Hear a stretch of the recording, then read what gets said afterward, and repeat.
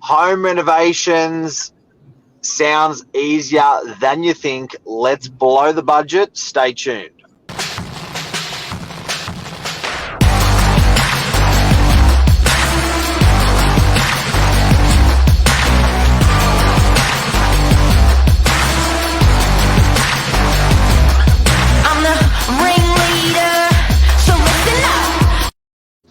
Good morning, everyone. Welcome to Morning Minutes, episode 475. A really good topic this morning with myself, Mark, special guests, Anna and Gerda from Paris and Baz Realty. And this morning, we're going to be talking about renovations, but also from the buyer's perspective, where more often than not, you'll go to a property and agents got all these great ideas of move the kitchen there, move the bathroom there. Yes, you can do a second story. Yes, you can do a pool, and they've never done it themselves. So, and there's a big difference between doing it yourself and actually following through. An agent's going to make it seem like the simplest process in the world that you're probably able to do under budget, but what the agent says and reality is not always the same thing because they haven't done it themselves. So this morning we're going to be talking about from two real estate agents who have done it themselves to relay some of their experiences to help buyers when they're looking at home to really judge it for themselves. And this isn't a dig at agents because it's great having ideas, but a buyer just got to be aware that building sucks. Yeah. Good morning. Good morning. There you go. Like, it definitely sucks. I think, as you said, blowing out budgets is the first thing 100%. that happens. So tell us where you guys are, what you do, and then also from a business point of view, and tell us the renovation, the build you guys did. Experience. So we just added 3 bedrooms and 2 bathrooms at our existing property. It's been quite a journey. We're only going to do this, but we ended up blowing the budget.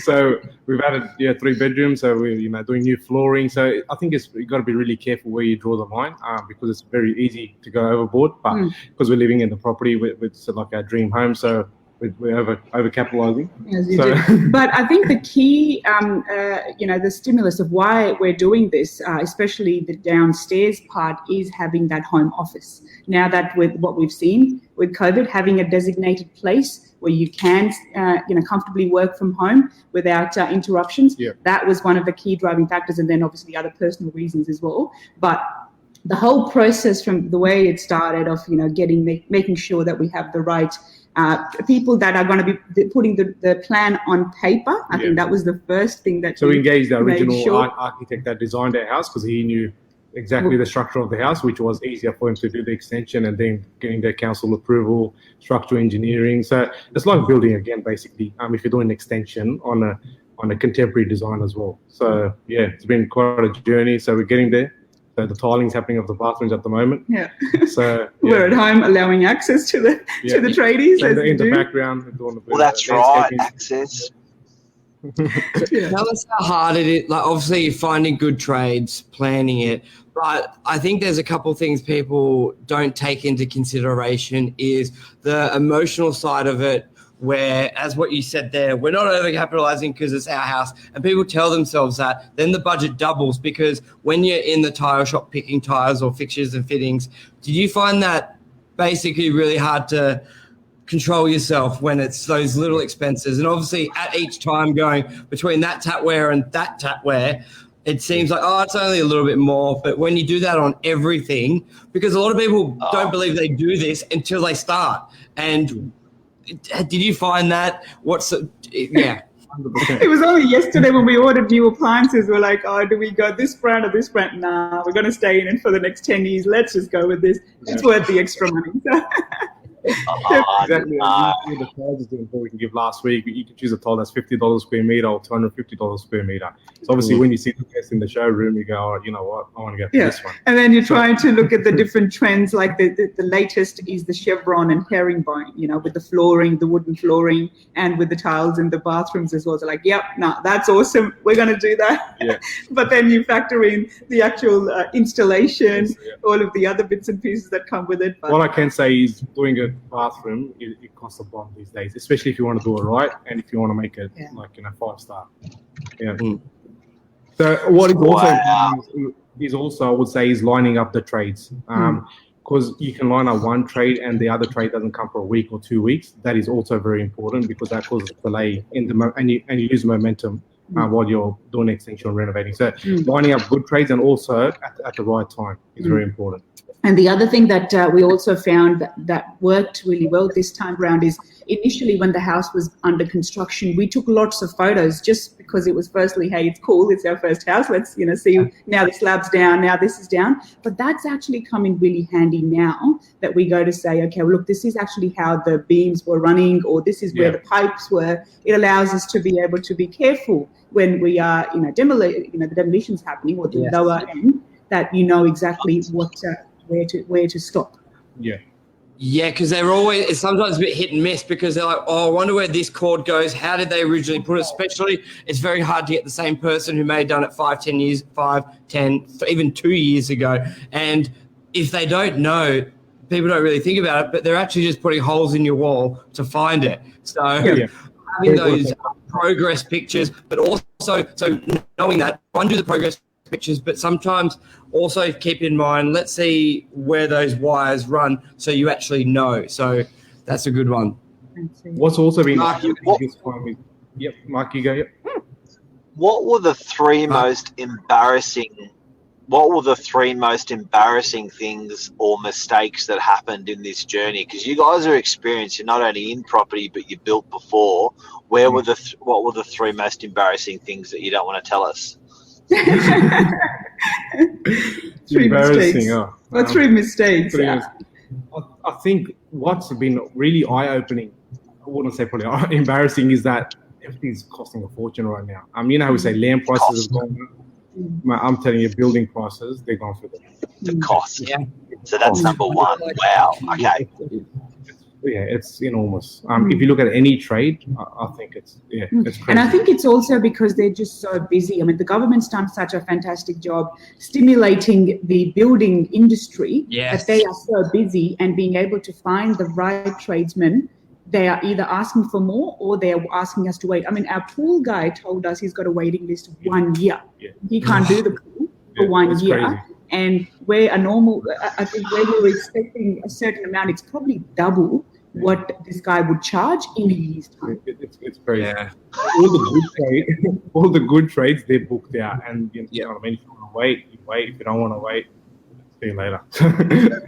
So what budget control, really be realistic. Basically, budget, say if you're budgeting for 30 grand, have 60, just have double it as a minimum sort of thing. So double it. Okay. Because guys, how would one do a budget if you've never done it before? I don't get that, because at the end of the day, if I've built 20 kitchens, I'd be pretty good at budgeting kitchens. But if I've never built a kitchen, or it's my second kitchen, your budget's not going to be that sharp. So what's the per square meter rate? I think we worked out. Smart. I think the per square meter rate, if you want high-end quality, I think we're looking at 35,000, 40,000 a square. Square, but bathrooms is different, isn't it? Like you end up to 50,000. So it depends on the personal taste as well. So I think how emotional you get and how what deep the product is. So But I think that the best thing is getting as many quotes as you can. I think for concreting we had how many? I think we had about 20 quotes for concrete and they were just so different. And it's especially if you don't have experience and you don't know what you're doing. Who's ripping you off? You don't know what quote entails what. So it's very important to have. That's what I'd like to dig a little deeper in. Because if people, they've got no experience, they're relying on the quotes. What did you like seeing? Because we want to give people some really basic takeaways, and I think this could be one. Quote. What did you like seeing in a quote? Because when I've had it before, sometimes it's just a photo and a price. How did you qualify getting a quote, especially when you may not know anything about what they're saying in there? How did you double check? What did you do besides getting? Was there something you looked for? The professionalism of it. I think especially if you've got someone in the family, or if you know someone that's done it before, you can cross-check with them, because that's always handy. And once you get a couple of quotes, you kind of get the drift of what a quote is, what's this guy quoting, and what's missing. So you can kind of start picking up okay, he's cutting corners here or there. Yeah, because the likes of, for example, say concrete, the inclusions are you get this many piers, and it's the different materials that are included in the quote. That's when you can compare. Well, this guy's quoting for 19 piers, and this guy's saying 5. So why is the difference? And the other thing that we also found, again, from a key learning perspective, is making sure the quote includes removal or the actual, so that whatever has been demolished, taking it out and putting it in the skip bin. We had this, we had to pay someone to come out and take the rubbish to outside to the skip bin because the quote did not include removal. They just took it off, like they smashed it, took it off, but not actually putting it in where it's supposed to go. Well, yeah. Also, when you're building, there's a lot of building waste. So people underestimate how much building waste goes there. I think we've gone through nearly 14 skip bins, and like that, and they're the big ones. And, how much for a skip bin? About $6.50 a skip bin. Yeah. But that's a good point with the quotes. Really, people just look at they just get the quote straight to the bottom, but it's like, make sure they detail it going, are you quoting, because it's like, are you quoting me for the cheap stuff or the expensive stuff or the quantity? So I think that's a real takeaway. Make the builder step through each step what they're including, because a cheaper quote may not actually be cheaper. You may get an inferior product or less service, and they're just sort of making the cheaper price as what they do, and the end price is a lot more. Once you have one quote that is detailed, that's when you take that quote to the other contractors or tradesmen and say, well, tell me your cost for X, Y, and Z. Itemize it. Yeah. I think itemizing is very important. So I think when it comes to extension, renovating, or own a building, and you're personally involved in the project, I think there's 3 things: time, knowledge, and money. I think these 3 things are the 3 key points you need, because time. Look, we're sometimes running. I'm running from the office 3 times a day. We're fortunate we've got help at home. 5 minutes away as well. So and my parents are home, so it's doable. But if you don't have the time as well, it's very stressful, because you're the single point of contact. They're going to call you if anything goes wrong, and if you're not there to answer the phone, right, they'll just cut the corner and do it.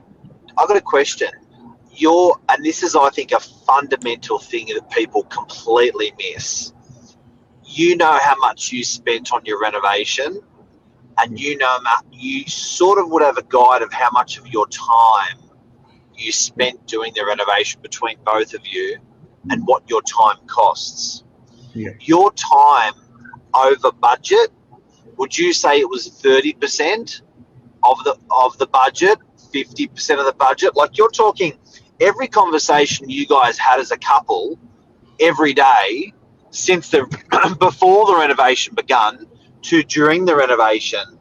Like, where would you put the percentage of time? Because time's a very expensive commodity that no one accounts for because it's their own. Yeah, 100%. It's very detailed. We're talking about all the time.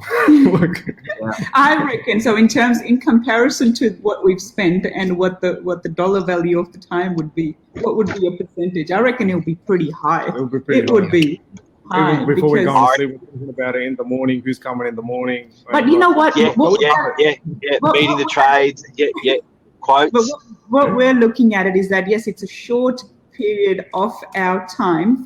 We're planning to be here for the next 10 years. So in comparison to the benefits that we're going to get in the years to come, the time investment is nothing in that point of view. From that, it's still a cost. 100% agree. It's still a cost. But this is what I want to know. What's the number? I want to know. It was at 50. Compared to your budget, was it 50%?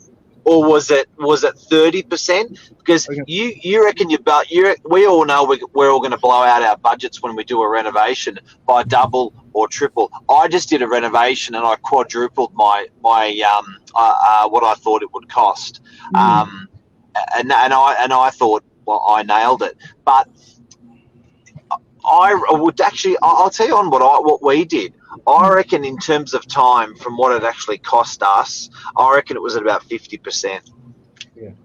Yeah, and my whole point on this is what you've got to look at it when you factor in that time point of view. There's 2 ways to look at it, because the person who's doing, let's say this is where it affects a lot more. They are a builder, and they're going, I can do it at this price, but they're sacrificing full paying jobs to do the work. That's where people make themselves feel better that they're making more money because they did the build instead of retail rate of 100, they did it for 70, but they cancelled 3 other jobs or they didn't do something for it. So you didn't really. But a lot of the time in your case where it's more of you're really just taking on a hobby and a love. It could not be. A lot of people in your position, they're not doing it to save money. They want it because they want to control it. So yeah, it's good to know the time, but it's also like, you wouldn't have done it any other way. It was a bit of both. You didn't cancel open homes to do the floor tiling. So it's different, but it's not. But you need to also be real about it as well, because we all know that extra hour in the office doing phone calls, the extra you may have stopped doing. You may do letterbox drops every morning, but you've stopped that during this reno. That costs money. So there's always a factor. Yeah, the opportunity cost. But where people go really wrong is when they're trying to flip something and they just they just pretend their time's worthless. That's where Mark's point is. People really need to look in the mirror and be like, am I worthless? Or every hour I spend there is an hour I could be somewhere else. Yeah, there's a lot of energy. Let me just give Luke a shout out. He's got, so let me go back top. Tough. Yes. Buy, invest more. Bad.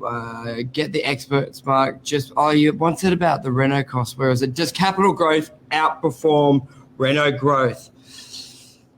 In my view, I think it does a lot, but it depends what you're doing the reno for. Like there's love and lifestyle renovations, and then there's the profit renovation model, which can be a little tricky because we see Northern Beaches where we had peak 2019 and then drop. Like people were buying properties, rent and doing the reno, and it was worth less in that because they're in their mind, they got to flip it in 2 years. Or if they just waited a couple of years, it would have sold for double. So it's a real trick on the capital growth.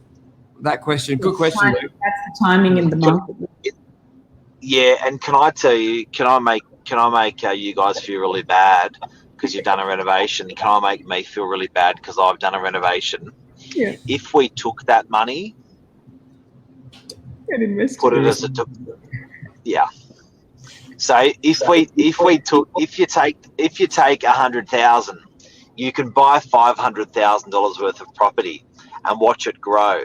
So I think anyone considering doing a renovation, I think you can almost throw the maths out of the window, and I think from what I'm learning today from you guys, after labour, after trades, after cost, after what you could have done with that renovation money in investing in something else, I think your biggest investment is in your family. Yeah, 100%. Enjoying where you live. That's it. You want to live like a king. What it is. One more before we wrap it up. So we've got the knuckling down on quoting, especially the rubbish removals, a big one. The factor in your time, organising the builders and the quotes, I think is very, very genius because people are like, because there's so much stuff you've got to do before you do other stuff, like wall painting, like you may need to do that. And your painter may be ready, but the plasterer is not. And there could be a couple of weeks there. How did you guys work in still living there? What's some tips? Do you think you should have just moved out and done it that way? Or how did you find living under the roof while happening? Luckily, the extension part has been like towards the side of the house and the back of the house. So we've had we're basically clear of it. And we've kept it clean. The side is always clean. Some parents are here. So it hasn't been like a building site, which we've been kind of lucky. But it is a little bit more it hard, depends obviously. on what you do and how much, whether it is worth moving out to save the hassle. But then again, you've got to count in, because right now, because our parents are monitoring or watching the tradesmen while they're working. If they were based off-site, they will then have to come back. Yeah. They will then have to come in. I'll just stand there, arms crossed, like nail straight. Just but like from an access point of view, from providing, whatever that might be. Yeah. 6 o'clock And they're lovely. They bring out coffees and teas for the tradesmen and look after them like that as well. So it's a good experience. Yeah. It's a bit of a journey. Yeah. The trades are used. I think trades are used to being, if they've got normally the immigrant families are pretty good at coffee, tea, lunch, biscuits. Take this home with you. We just tell them, you may just get the job done. You don't even need to go home. Yeah. Now, taking a step back, would you have preferred to maybe put in a project manager to sort of filter a lot of the questions, or do you think it was okay? Because it's really you guys and then all 20 trades. Do you think it would have been worth to just have that one person you guys speak to and that person speaks to the 20? Yes, it takes into cost, but I think we've already factored in this whole thing is blowing money. So if you're going to blow it, what would have helped in your lifestyle and still function in your business a bit more? I think having another layer, depending on what you're doing, is beneficial. But then again, I think the point came about, firstly, sort of, finding that person in the time. We're very particular in who we wanted to use. So we've done the hard yard. So to put someone in the middle would have been, I think, a bit of a much. You sort of take it. But look, I think. And we love the journey. So we love to be. So it's different per person. We were talking to Bernard Desmond, for example, and he's building at the moment, and he's got a project manager. So we were comparing, like, that's a great idea, but with us, what we were trying to do was trying to have the skin in the game, because we are wanting to be more involved. And what we learned as being involved in this project was far more rewarding and something that we can pass on than just having a project manager make those decisions for us and sort of just, us just paying them money. And also so I think it's also helped our business so that we can, be sharing our experience with our clients to say, well, this is what we went through, and this is what our key learnings were, which might have not been the same if we had someone else look after that part. And what gave us confidence is because we've done it before as well. So I think knowledge and experience counts a lot. So it's for someone first time, it is daunting. That's right. Definitely. Yeah, first time, definitely. I think it makes sense to allow for a project manager. But like what John McGrath says, he goes, to be a good agent, you need to be buying and selling a property as soon as you can to go through that experience. Yeah. And obviously, as a good real estate agent as well, if you've built before, you've done extensions, renovations, I think it only adds to your repertoire as an agent when you go and sell properties. What's in the property, what's involved in the property, and you can explain in more detail. So it's just adding a better skill set. What about you, Mark? What did you learn? Let's take you in there for the last 30 seconds.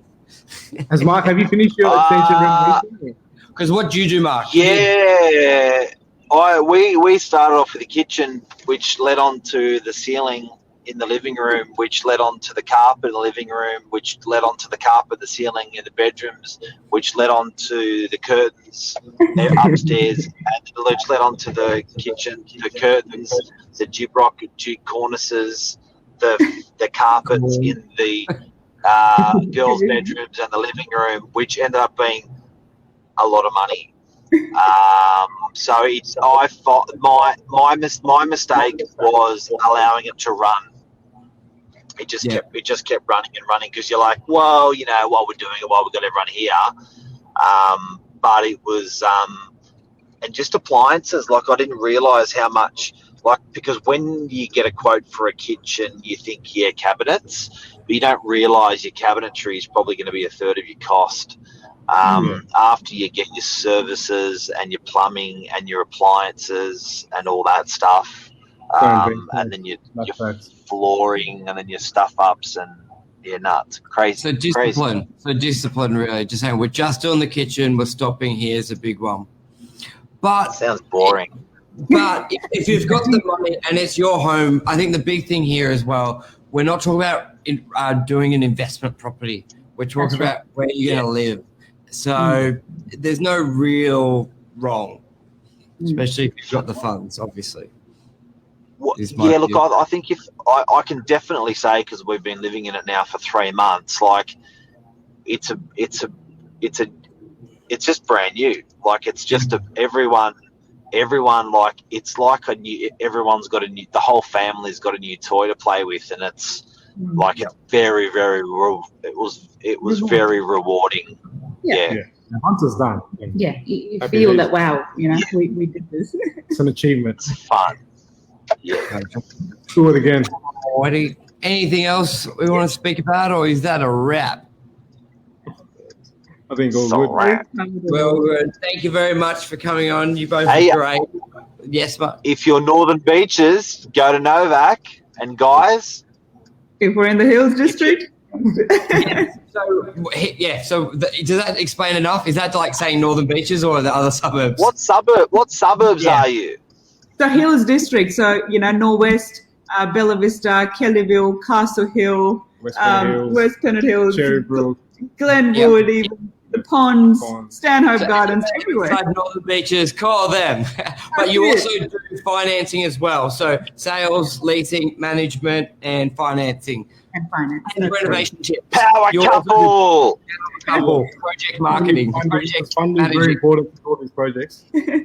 Yes. Awesome. Thank you guys for coming on. Thank you. Thank you. See you guys. Yeah. You're legends.